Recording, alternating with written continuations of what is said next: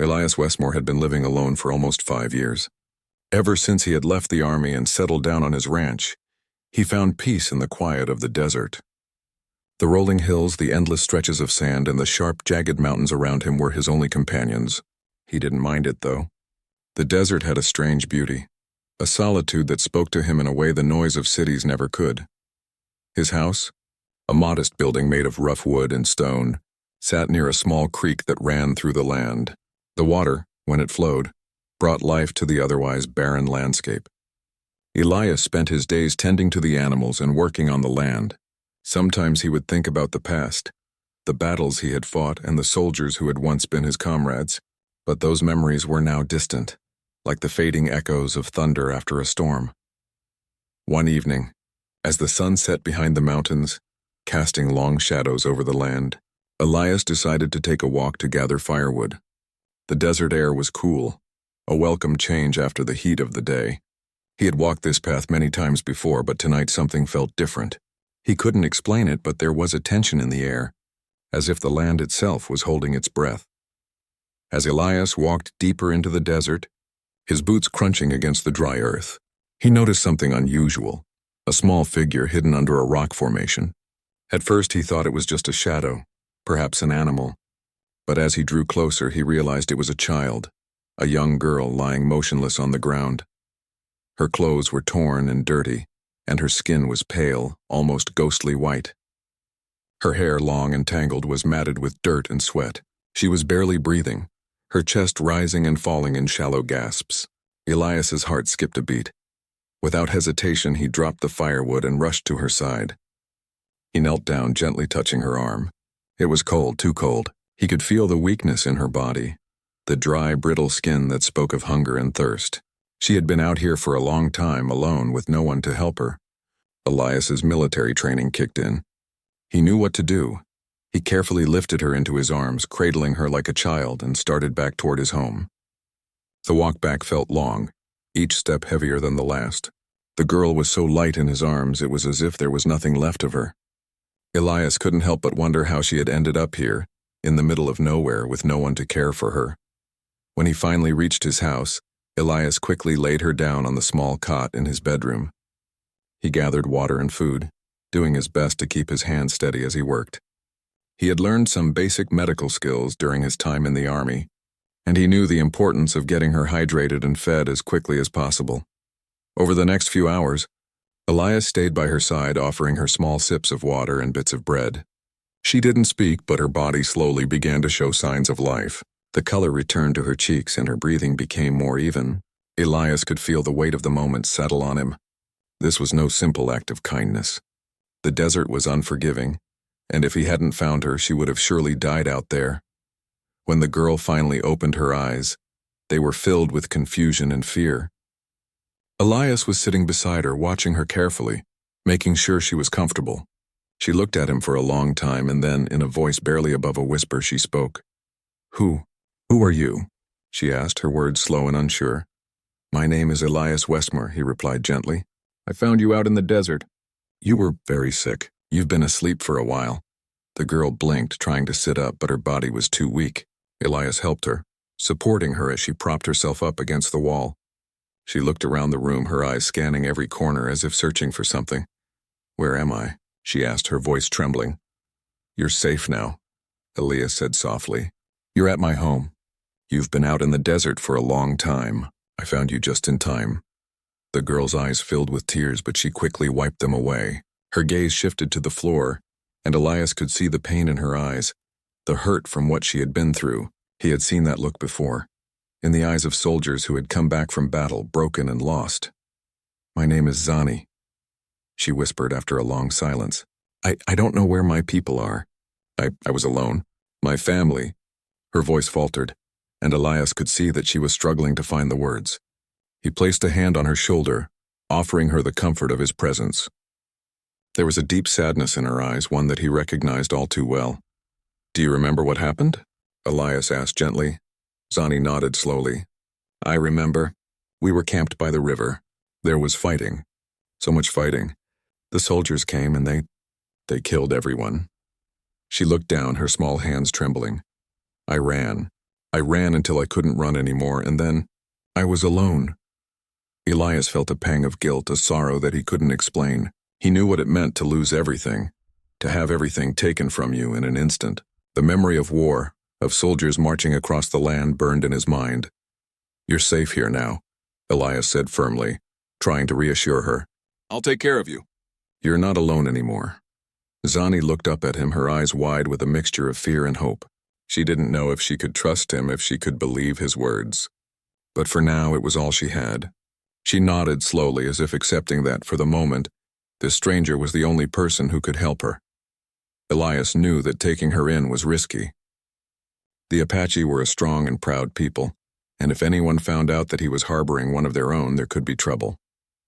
He had heard the stories, the rumors of violence and conflict between settlers and the native tribes. But Zani was just a child who had lost everything. He couldn't turn her away. As the night grew darker, Elias made a bed for her on the cot. He sat by the fire in the corner of the room, keeping watch over her. Outside, the desert winds began to howl, but inside there was a strange sense of calm.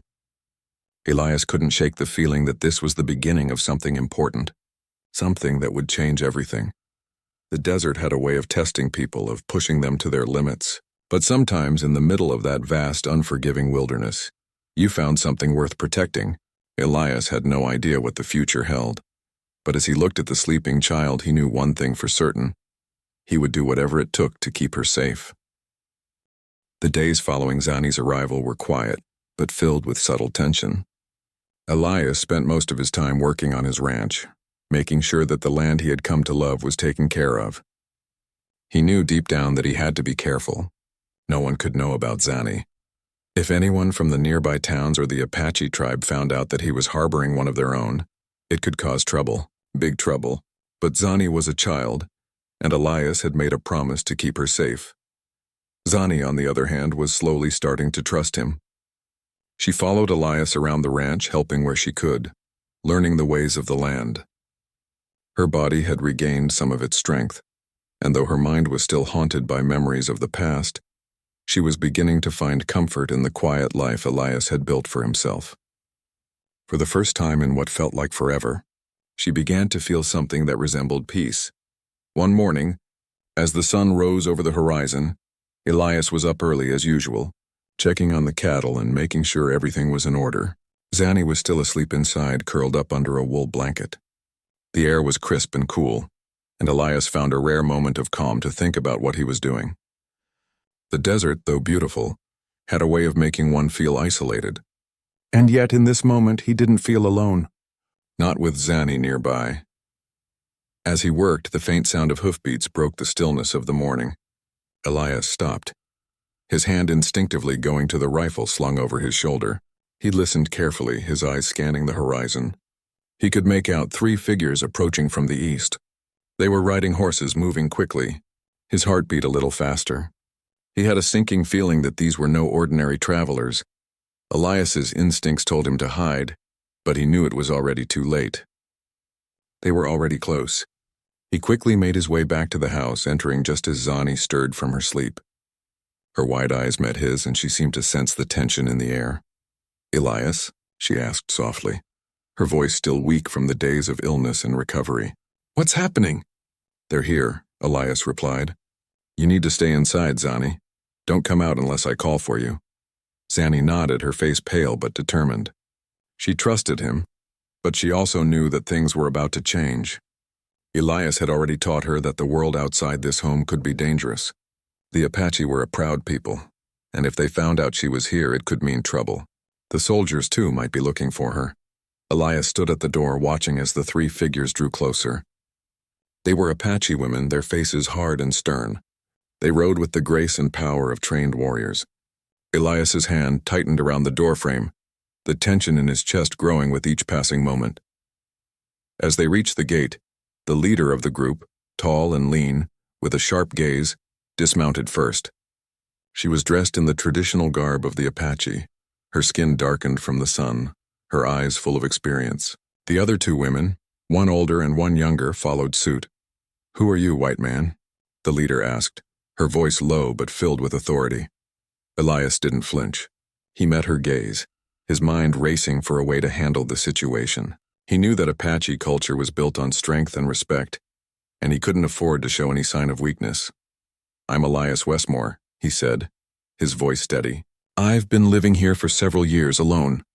The leader didn't respond immediately. Instead, her eyes narrowed as if measuring him, weighing the truth of his words. The other two women stayed silent, their gazes fixed on him. Elias could feel their suspicion, like a heavy weight in the air. "I found a child," Elias continued, trying to keep his voice calm. "She was alone in the desert. She was dying. I brought her here to help her." At the mention of the child, the women's expressions softened, but only slightly. The leader nodded as if understanding the seriousness of Elias's words. "And where is this child now?" the leader asked. "She's inside," Elias replied. "She's resting." Without another word, the women dismounted, their movements fluid and quick. They seemed to know exactly what they were doing, their faces unreadable. Elias didn't move, watching them as they made their way toward the door. His heart pounded in his chest. This was a moment he had feared, and yet there was nothing he could do but face it head-on. As the women reached the door, Elias stepped aside, allowing them to enter. Zanny, still weak, was sitting on the cot looking out the window. She didn't move when the women entered, but Elias could see the fear in her eyes. The leader of the women spoke first, her voice softer now, though still filled with authority. "You've taken her in, white man, but you don't know the ways of our people. You don't know the danger you've put yourself in." Zanny, hearing the familiar sound of her native language, stood slowly. She looked at Elias before speaking to the women in Apache. "I am safe here. He saved me. I will stay." There was a long pause. The leader's eyes flicked from Zanny to Elias, then back to the young girl. She studied her for a moment before speaking again, her tone now quieter, more measured. "The child has spoken," she said, "but it is not enough for you to simply take her in. If you wish to protect her, you must understand what it means to be Apache." Elias stood silently, processing her words. He had no idea what she meant, but he could sense that she was serious. This was not about simple kindness. It was about respect for a culture, a people, and the land they lived on. The Apache were not a people to be saved or pitied. They were warriors, and their survival depended on their strength, their unity. "I want to understand," Elias said, his voice firm. "I didn't take her in to change her or to control her. I did it because she needed help. I did it because it was the right thing to do." The leader's eyes softened just a little. She studied him for a moment longer before turning to Zanny. "You are not just a child now, Zanny. You are a warrior. You have survived the desert, and you have found a place here. But remember, the desert does not forget. The spirits of our ancestors watch over this land, and they will test you." Zanny nodded, her eyes bright with understanding. She had already faced the worst the world had to offer. The desert, the soldiers, the death of her family, it had all been a test. And she had survived. She was not a child anymore. "We will leave now," the leader said, turning to Elias. "But we will be watching. If you truly wish to protect her, you will need to learn the ways of the Apache. You will need to understand what it means to stand by our people." Elias nodded, his heart racing. He didn't know what the future held, but one thing was certain. He wasn't alone in this anymore. He had taken the first step, and now he would have to walk the path ahead with Zanny by his side. As the women turned to leave, Elias couldn't help but feel a sense of resolve. The Apache were a fierce people, but they also valued strength and honor. He had seen that in their eyes, and as the sun began to set over the desert, Elias knew that the journey ahead would not be easy. But with Zanny and with the lessons of the Apache, he was ready to face whatever came next.